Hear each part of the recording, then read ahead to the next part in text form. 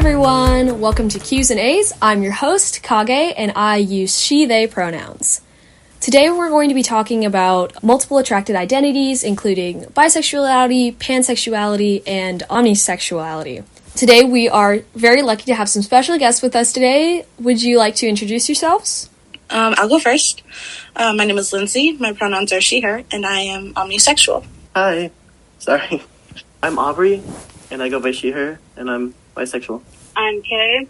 I use she, they pronouns, and I am pansexual with polyamorous. Thank you. It is so great to have you on the podcast, Kay and Aubrey.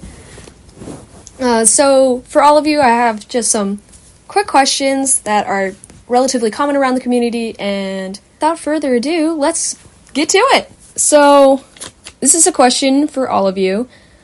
How do you each define your labels for yourself?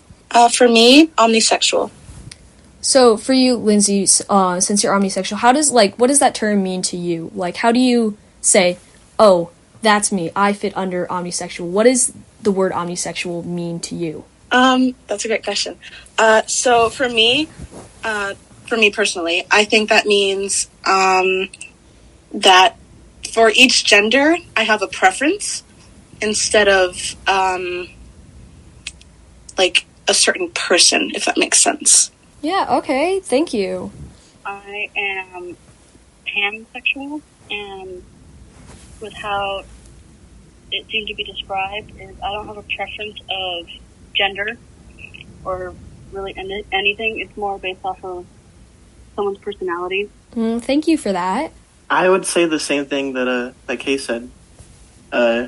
More so, I call myself bisexual because it's just like I like the label the most. It's just simple as that for me, really. Yeah, well, that's nice. So the next question is, how did you come to choose the label that you use now? Like, what was that path to discovery to finding this word feels right? So for me, I honestly just looked up on the internet, what I thought sounded most like me, and omnisexual came up as an answer. And so, I looked deeper and deeper into it, and I was like, oh yeah, that sounds a lot like me. I searched up online, what orientation likes both, and bisexual came up, so it's like kind of the only thing I went off of. So it's like, quick Google search, what came up first, and then further research for the both of you? That's the only thing I looked into. And it just felt right, finding it. It did feel right, yes. Yeah. With how I came to it, one day, one of my other friends said, oh, you like boys and girls? And I kind of sat there. I was like, yeah, but I don't really feel like it's based off of the person's gender. And they're like, oh, so you're pan. I was like, I guess I don't really know what that means. And they slightly Googled it, summarized it, and that's how it's always felt. Well, that's really, really great. I'm so glad that all of you managed to find the label that worked for you, even if it took some awkward Googling or an awkward Google search by a friend. So, the next question is, how important do you think it is to separate these identities, or why do you think it is important to separate these identities, or does it not matter at all? For me personally, I don't think it's that important because I know, for people who have no idea what omnisexual is, it's really hard to explain to them what it is. So just a good educated guess or a label that's somewhat close to that is okay with me. I would say the same. Just to be honest, I have the same opinion about it. So it's not really so much as the label doesn't really matter, it just only matters to you. Yeah. I'll third that opinion. The next question is, what was the most difficult part of your journey? Was it the discovery? Was it coming out? Was it trying to get people to understand why you use the label that you do? Or for me, I think both trying to explain why I use the label and also explaining it. I'd have to agree with that. Yeah. Explaining what my sexuality is. Yeah. I'm gonna add a little on to that. Mine was also on the coming out part. How awkward the situation was.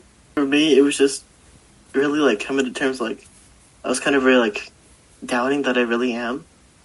But then, like, I eventually just, like, came to terms with it, and it really did feel like me after I finally accepted it. I'm not really the one to, like, tell people about it. It's, like, the first time I really, like, came out about it. So, the final question we have for all of you today is, what do you think is the biggest problem in the community right now? Is it, like, certain exclusionism? Is it just having a hard time with labels? Is it outside forces? Just what do you think it is? For me, I think it is, like, exclusion for, like, not just people who identify as omnisexual, but, like, if you're aromantic or, like, asexual, and, like, just things like that, like, oh, you're not really a part of the LGBTQ community, when really you are, and, like, that's how you identify. And we really shouldn't be discriminating against that, in my opinion. I have the same opinion. It's the the exclusionism. Yeah. Mm-hmm. It's just hard for me, really. I don't know. I would also have to agree with all of that.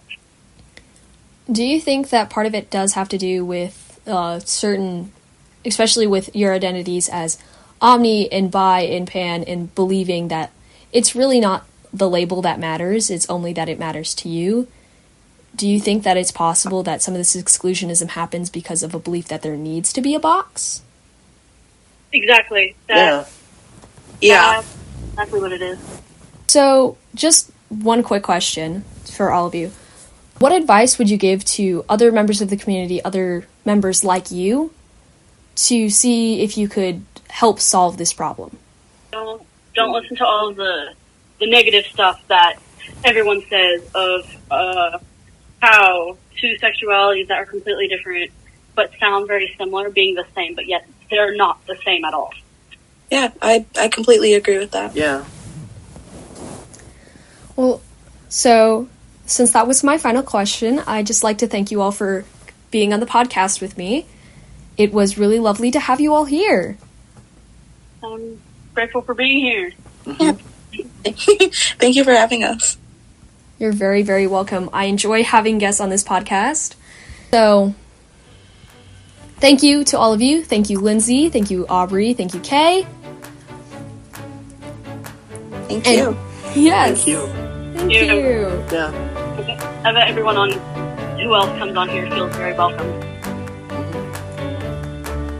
And I just want to give a special thanks to all of our viewers for making this project possible. Please rate, follow, like, add a comment. Please fill out our form in the description below. It really, really helps us discover what you guys want to hear more about, if you guys want to be on this podcast in the future, or any questions that you want answered about the show or in general. Thank you for watching, and we'll see you on the next episode.